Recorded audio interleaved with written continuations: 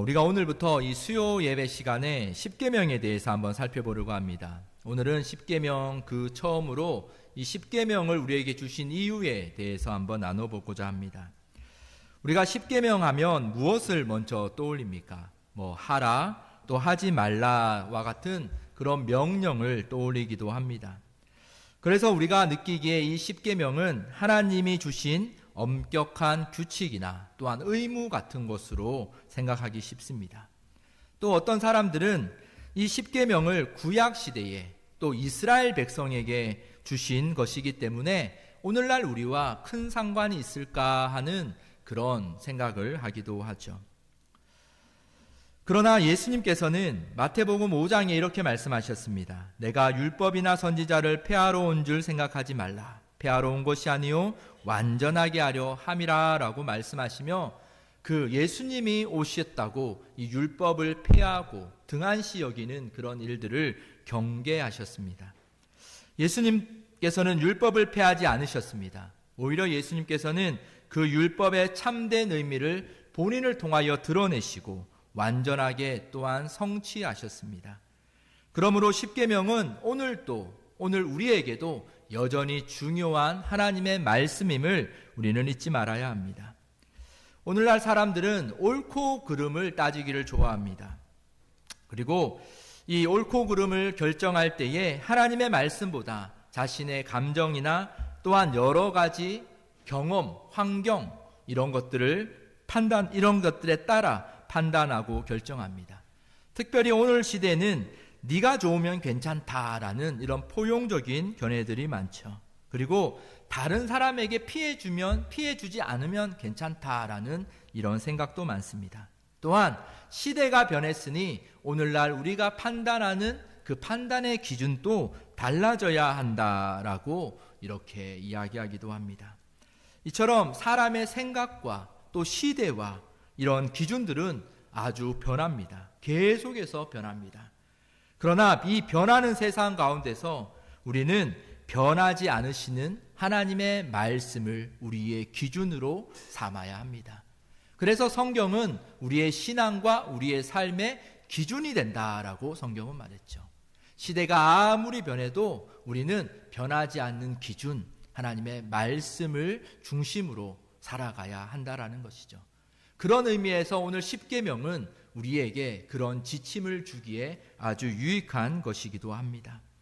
이 십계명을 통하여 우리는 무엇이 옳고 그른지, 하나님께서 무엇을 기뻐하시고 미워하시는지, 또한 구원받은 성도가 어떻게 살아야 하는지에 대해서 십계명을 통해 알 수 있습니다. 그런데 우리가 십계명을 이해하기 위하여 먼저 전제로 해야 하는 중요한 일이 있습니다. 그것은요, 십계명은 구원을 받기 위한 조건이 아니다라는 것입니다. 십계명은 하나님의 은혜로 구원받은 백성들이 이제 이 땅에서 어떻게 살아야 하는지를 보여주는 그런 말씀이다라는 것을 우리는 기억해야 됩니다. 자칫 우리는 이 율법을 구원의 조건처럼 생각할 때가 있습니다. 그러나 우리는 은혜로 구원받은 우리는 이 율법들을 등한시 여기는 것이 아니라 율법들이 중요한 이유는 우리에게 삶의 지침을, 삶의 방향을 알려주기 때문에 우리는 율법 또한 중요하게 여깁니다. 오늘 십계명의 각 계명들을 살펴보기 전에 우리는 이 십계명을 하나님께서 누구에게 또한 어떤 상황 속에서 무슨 목적으로 십계명을 주셨는지에 대해 우리는 오늘 이해하기를 원합니다. 그리고 다음 주부터는 한 계명씩 또는 두 계명씩 여건이 되는 대로 그렇게 나누어 보고자 합니다. 먼저 우리가 생각해 볼 것은 십계명은 구원하신 하나님께서 주신 말씀이다라는 겁니다. 너무나 당연한 말씀이죠. 오늘 1절 말씀을 보면 하나님이 이 모든 말씀으로 말씀하여 이르시되라고 말합니다. 여러분, 십계명은 모세나 사람들이 만든 도덕적인 규범이 아닙니다. 그리고 십계명은 이스라엘이 공동체로서 사회 질서를 유지하기 위하여 만든 이스라엘의 어떤 법, 그런 의미도 아닙니다. 십계명은 하나님의 말씀이심을 오늘 분명히 말합니다. 그러므로 이 십계명의 권위는 시대의 변화나 판단의 기준의 변화나 어떤 문화나 사회적 합의나 이런 것에 의해 십계명의 권위는 좌우되지 않습니다. 십계명은 오직 창조주이시고 구원자이신 하나님께서 친히 자기 백성에게 말씀하신 거기에 그 자체에 권위가 있다라는 사실을 우리 마음에 새길 수 있기를 원합니다. 그런데 하나님께서는요, 이 첫 번째 계명을 말씀하시기 전에 먼저 자기 자신이 누구며 이스라엘을 위해 무엇을 행하셨는지에 대해서 오늘 본문은 선언하고 있음을 우리가 눈여겨보아야 합니다. 2절에 보면요, 나는 너를 애굽 땅 종되었던 집에서 인도하여 낸 내 하나님 여호와라 라고 이렇게 말합니다. 이 말씀이 바로 우리 십계명 전체를 이해하는 가장 중요한 중심이기도 합니다. 하나님께서는 너희가 내 계명을 잘 지키면 내가 너를 구원해 주겠다, 너를 내 백성으로 삼아 주겠다라고 말씀하지 않으셨습니다. 오늘 십계명을 준 배경을 보면요, 하나님은 먼저 이스라엘을 애굽에서 구원하셨습니다. 그들을 압제하던 바로 그 권세를 꺾으시고 유월절 어린 양의 피로 그들을 죽음에서 보호하시고 홍해에서 그들을 건너게 하시면서 바로 하나님의 백성으로 인도하셨다라는 거죠. 그렇게 온전히 하나님의 백성으로 인도하여 시내산이라는 곳으로 인도하신 후에 그제서야 주신 그 계명이 바로 십계명이다라는 겁니다. 그러므로 우리는 이 순서를 주목해야 합니다. 먼저 구원이고 그 다음이 계명이었다, 명령이었다라는 겁니다. 먼저 은혜였고 그 다음에 명령을 주신 후 너희가 십계명을 지켜 순종하라라고 했던 순종의 요구를 은혜를 주신 후 순종이 이어졌다라는 사실도 기억해야 됩니다. 먼저 하나님이 행하심이 있었고 하나님은 그 행하심을 바탕으로 그 백성들의 삶을 주셨다라는 것도 우리는 생각해야 됩니다. 최근에 보면, 저희 교회가 보면 계속해서 이 은혜를 아주 많이 강조하죠. 이제는 뭐 많이 들어서 알기도 하죠. 이 은혜에 대한 강조가 계속 선포되어지고 있는데, 이것은 진정한 은혜를 우리가 정말 알면 우리의 삶이 거기에서 힘을 얻는다, 힘을 얻기 때문이에요. 그래서 이 칼빈과 같은 종교개혁자들도 그렇게 은혜를 강조하였다라는 겁니다. 여러분도 항상 기억하십시오. 어떤 상황에서나 어떤 흔들림과 어떤 어려움 상황에서도 하나님이 나를 먼저 구원하셨다. 내가 보기엔 내가 맨날 또 죄를 짓고 내가 보기엔 하나님의 백성이다라고 얘기할 자격도 없고 염치도 없지만 한 가지 사실을 기억해야 되는 것은 하나님이 나를 구원하셨다라는 그 사실을 기억하며 살아가는 저와 여러분 되기를 축복합니다. 하나님께서는 계명을 잘 지키면 백성으로 삼겠다 하신 것이 아니죠. 내가 너희를 구원하여 내 백성으로 삼았으니 이제 내 백성답게 살아라 라고 하시면서 주신 게 바로 십계명이다라는 겁니다. 그러므로 십계명은 구원의 조건이 아니라 구원의 결과입니다. 구원받기 위해 말씀을 지키는 것이 아니라 구원받았기 때문에 그 감격으로, 그 감사함으로 순종하는 것이 우리 그리스도인들의, 여러분들, 우리의 삶이다라는 거예요. 혹시 이 자리에 나는 아직 구원받지 않은 것 같아서 이거 안 지켜도 되나? 라고 생각하는 사람들이 있다면 그런 생각하지 않길 원합니다. 왜냐하면 하나님의 부르심이 없이는 이 자리에 나와 하나님께 예배하는 그 마음들이 품어질 수 없기 때문이에요. 하나님의 인도하심 없이는 우리가 아무리 우리 힘으로 예수의 이름을 부른들 그것이 나에게 구원으로 오지 않기 때문이에요. 기억해야 될 것은 우리의 삶의 내 수준과 지금 내가 하나님 앞에 어떻게 살아가냐를 보는 것에 앞서 하나님이 먼저 나를 불러주셨다라는 그 은혜에 감격할 수 있는 저와 여러분들 되기를 원합니다. 그 은혜에 감격이 된다면 이렇게 어렵게 보이는 율법들, 그죠? 이 십계명과 같은 율법들이 하나님 앞에 기쁨으로 드려지는 그 순종의 삶들이 내 삶에, 놀랍게도 나의 삶에서 이루어질 것이기 때문입니다. 우리의 구원은 하나님의 선물입니다. 하나님께서 먼저 우리를 사랑하셨고 그리스도께서 우리를 위해 죽으셨고 성령께서 우리를 거듭나게 하셨기 때문에 우리는 구원받았죠. 그 가운데 우리의 공로는 아무것도 없다라고 하나님은 선언해 주셨습니다. 그러므로 우리는 하나님의 말씀에 대한 순종은 거래를 위한 조건이 되어서는 안 됩니다. 우리는 이런 생각들을 많이 하죠. 하나님, 내가 이것들을 하니까 나에게 복을 주십시오. 내가 이 계명들을 지켰으니 나를 구원해 주십시오. 내가 이것들은 이런 기도를 하니, 이런 헌신을 하니 나의 기도의 제목에 응답해 주십시오라고 생각하기도 합니다. 그러나 우리의 신앙이 비록 지금은 그렇게 생각할 수 있으나 우리의 신앙이 하나님 앞에 자라나 결국 우리는 하나님께서 나를 구원하셨으니 내가 하나님의 말씀에 순종하는 것이 너무나 당연하고 기쁩니다라는 그런 신앙으로 성숙되어져 가는 저와 여러분들이 되어야 합니다. 두 번째로 우리가 생각해 십계명이 우리에게 필요한 이유는요, 십계명은 우리 안에 죄를 비추는 거울이기 때문이에요.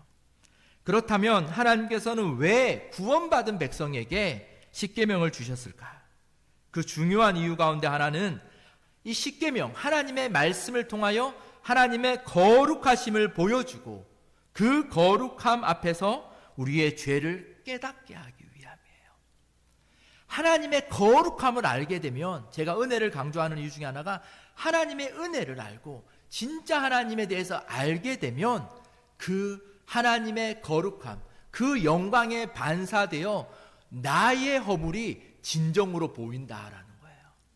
사실 우리는 우리의 죄를 나를 잘 안다 생각하지만 우리만큼 나를 모르는 사람이 없을 수도 있습니다. 어쩌면 나보다 옆에 사람이 나를 더 잘할 수도 있어요. 우리는 실제로는 나를 잘 몰라요. 우리가 죄를 알고 싶지만 우리는 우리의 힘으로 죄를 깨닫지 못할 때가 많아요.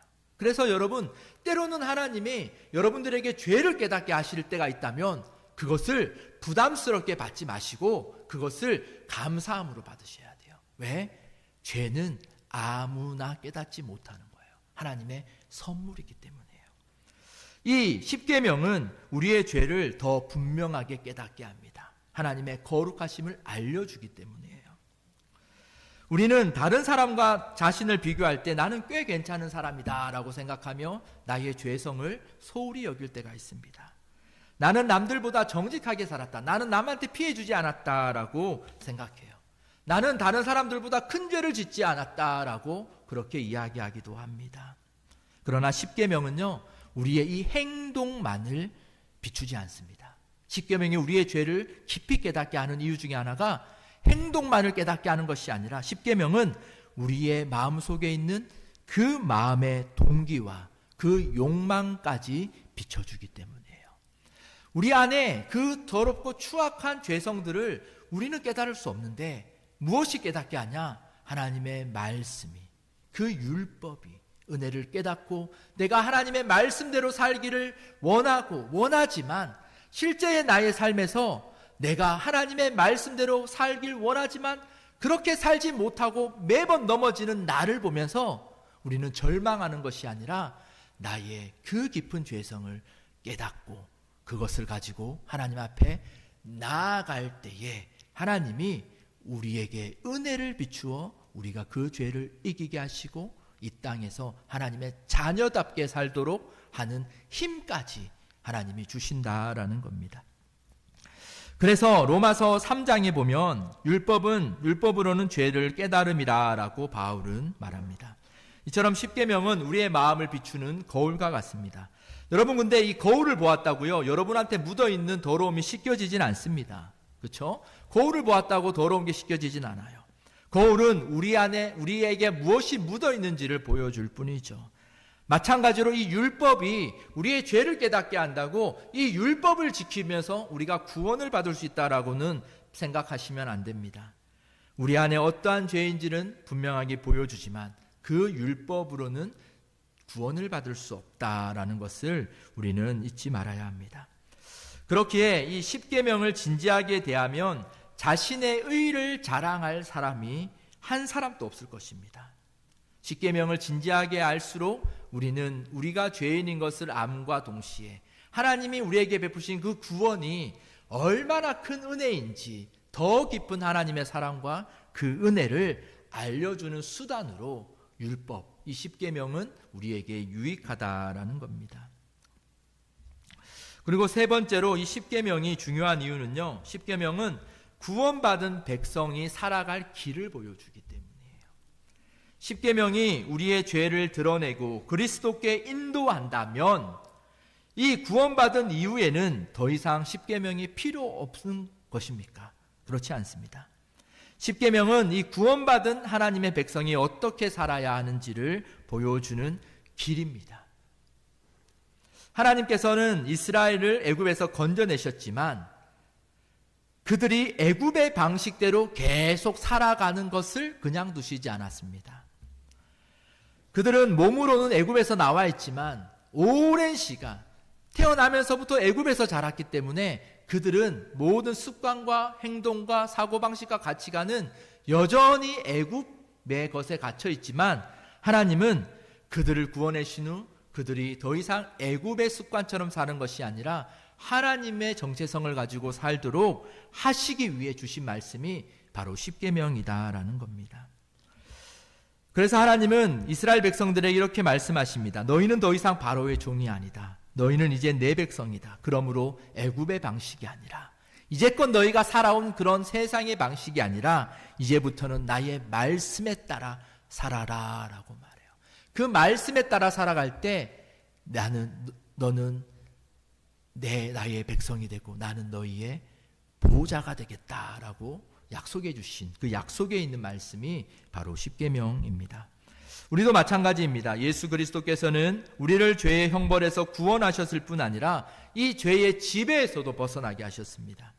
그러므로 이 구원받은 성도는 이전과 같은 가치관으로 세상의 방식으로 살아갈 수가 없습니다. 이 십계명은 구원받은 자의 정체성을 확립해 주는 거예요.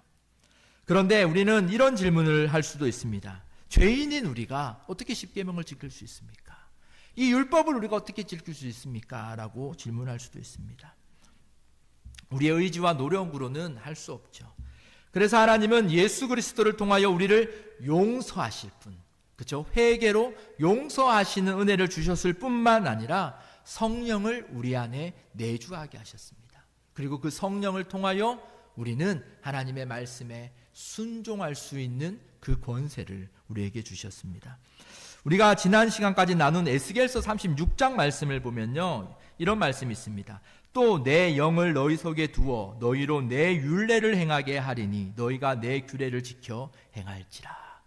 여러분, 율법은 우리가 지킬 수 없는 것이다 라고 말해요. 이 율법을 지키지 못해 포로가 되었던 이 백성들에게 하나님이 그들에게 회복을 약속하시면서 너희 힘으로 할 수 없는 것을 내가 알기에 이제는 내가 너희 안에 영을 주어 성령을 주어 너희로 율법을 지킬 수 있게끔 하겠다라고 하신 말씀이 겁니다. 그래서 우리는 날마다 우리 안에 하나님이 함께 계시는 것, 성령이 내 안에 내주하고 계신다라는 사실을 기억하며 우리의 삶에 성령을 의지하는 삶으로 살아가야 합니다.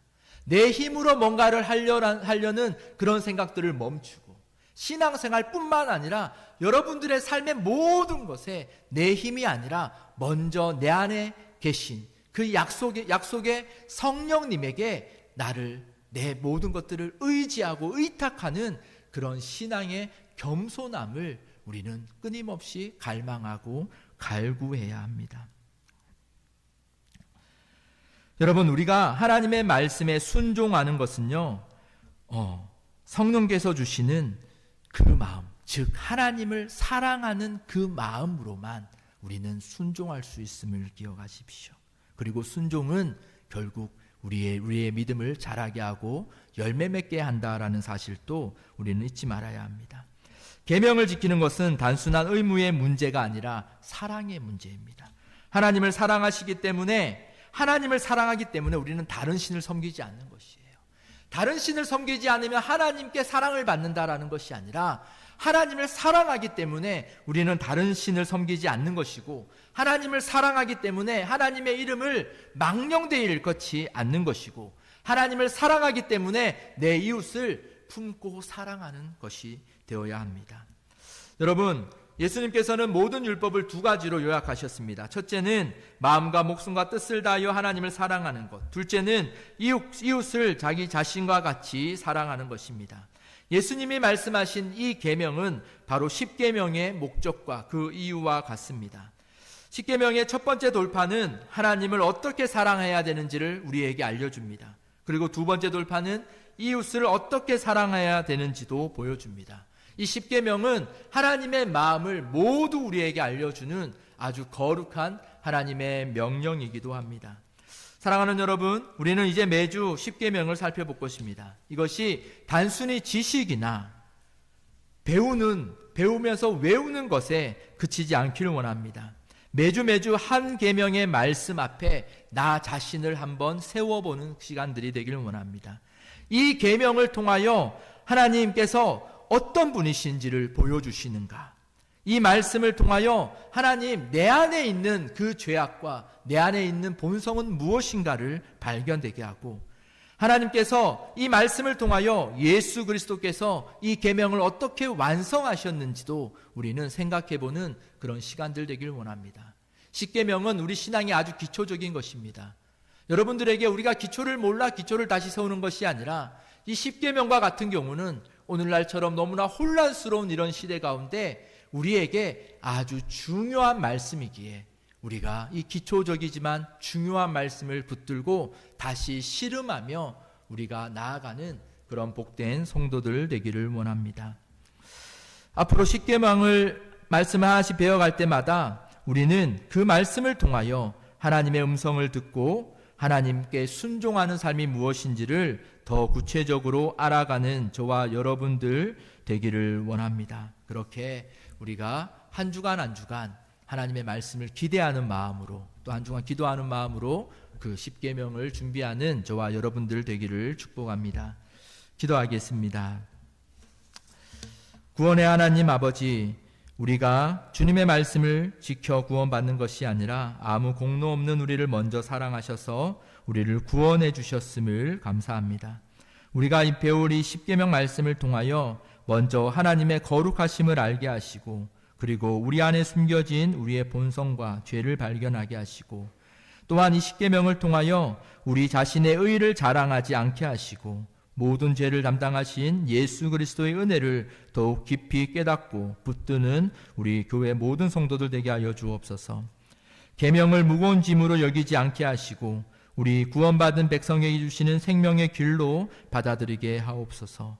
성령으로 우리의 마음을 새롭게 하시고 하나님을 사랑하며 이웃을 사랑하는 그 신앙의 큰 순종과 그 열매들이 맺어지는 우리 모든 성도들의 삶 되게 하여 주옵소서. 또한 한 주간 세상 가운데 살아갈 때에도 하나님께서 함께 하시고 이제 내 힘으로 살려고 했던 것을 내려놓고 내 안에 계신 그 성령을 의지하며 살아가는 그 거룩한 신앙의 훈련들이 일어나는 귀한 성도들의 삶 되게 하여 주옵소서. 예수님의 이름으로 기도드립니다. 아멘.